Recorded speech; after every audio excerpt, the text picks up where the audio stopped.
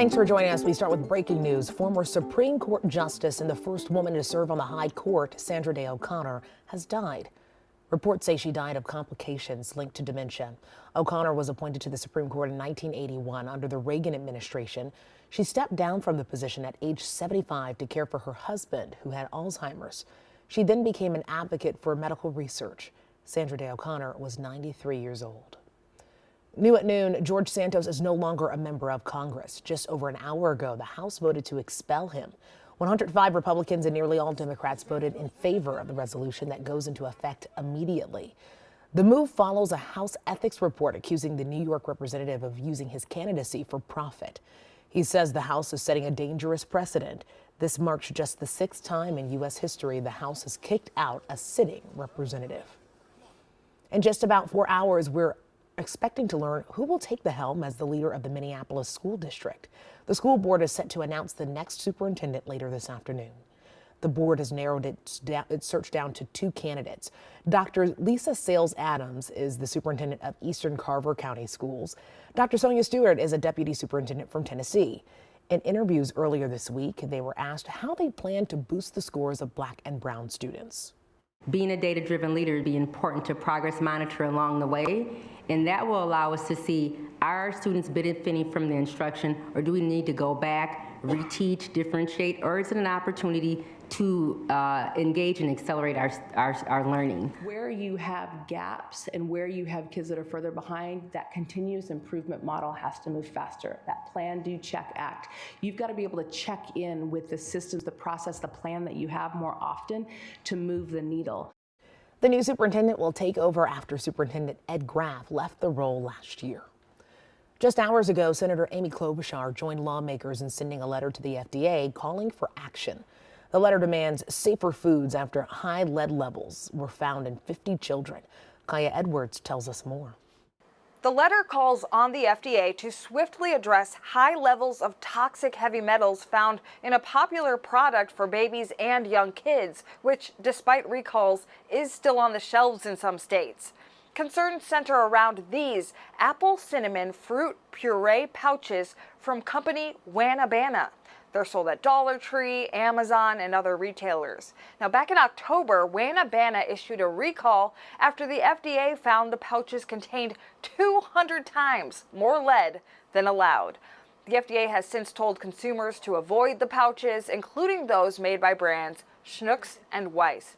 And just yesterday, the agency updated its investigation, saying cinnamon is likely the contaminated ingredient, and that it's working with Ecuadorian authorities to investigate. A Maryland mom recently found out her 1-year-old had lead poisoning, and when she later learned about the recall, she was floored. They were a regular part of his diet. All we wanted was the best for our baby, and he's been lead poisoned. It is something that could have been so easily avoidable. The Minnesota Department of Health says most toddlers are diagnosed through routine blood tests at 1 and 2 years old. And chipping paint is another common cause of lead poisoning.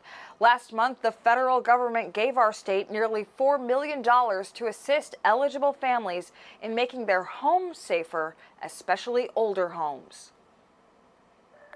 And we're keeping an eye on the Minneapolis City Council. Right now, they're meeting for the second day in a row to discuss a series of amendments planned for the city budget. Those come after the council rejected the mayor's budget plan weeks ago. Public comment on the new Minnesota state flag has just wrapped up. The redesign commission has narrowed it down to these 6 options. It now has until New Year's Day and to pick a favorite, and they can still tweak it. A flag expert is also giving advice on how to make it stand out. Well, today, Israel is counting its attack on Gaza after a week-long ceasefire with Hamas. NBC's Ralph Sanchez breaks down the newest air and ground assaults from Tel Aviv. The ceasefire came to a brutal end this morning, 7 days and a couple of minutes after it began. Both Hamas and Israel blaming each other for the failure to extend this truce further. But Israel says Hamas fired the first shots, firing rockets into southern Israel at about 6 a.m. local time, an hour before the ceasefire was due to end. Israeli airstrikes beginning shortly after that. And the Gaza Health Ministry, which is controlled by Hamas, says at least 32 people have been killed inside of Gaza since those airstrikes began. We're also seeing fighting resuming on the ground. Now, Qatar, which has acted as the mediator between Israel and Hamas and brokered that initial ceasefire, says it is hoping to get this truce back on track. It says it is talking to both sides. We heard from Secretary of State Antony Blinken last night here in Tel Aviv saying that the United States would like to see this ceasefire extended to allow more time to get Israeli hostages out of Gaza and also more time for humanitarian aid to get in. The Qataris are saying any talks complicated by the fact that the bombing is continuing, and for now we are not expecting to see any more hostages coming out until there is a new deal. Last night, 8 Israeli hostages coming out, including 2 Palestinian citizens of Israel. These are members of the Bedouin community. They are Muslims, and they were themselves kidnapped by Hamas during the October 7th terrorist attack. Raf Sanchez, NBC News, Tel Aviv. We're taking a live look at Minneapolis in December. So far, we're snow-free. I'm not complaining, but John, it sounds like even if we see a few flakes, the temperatures won't let them stick around. No, and that's my thing. If it's going to snow, stay. I never want a 32-degree temp ever again. I just want to get to winter time, right? We're not there. Now, if we don't have any snow on the ground, fine. And then we are actually going to see warming temperatures.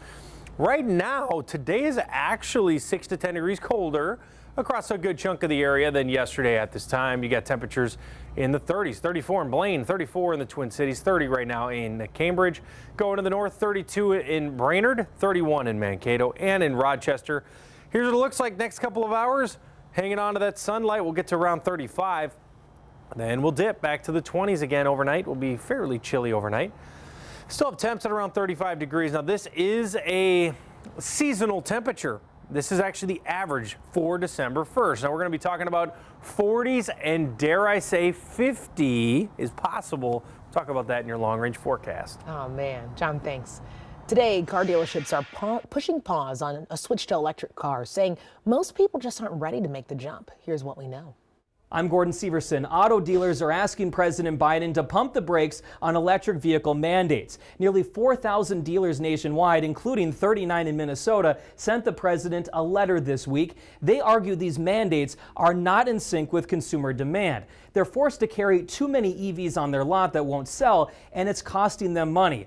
EV advocates, however, argue that these issues are only temporary. These dealers need to push through these difficult times and not slow down the transition to electric vehicles. Well, today is World AIDS Day, calling on people to come together to continue the fight. When we come back, we're talking with leaders of a Minnesota camp started with a goal to make people facing the virus feel at home.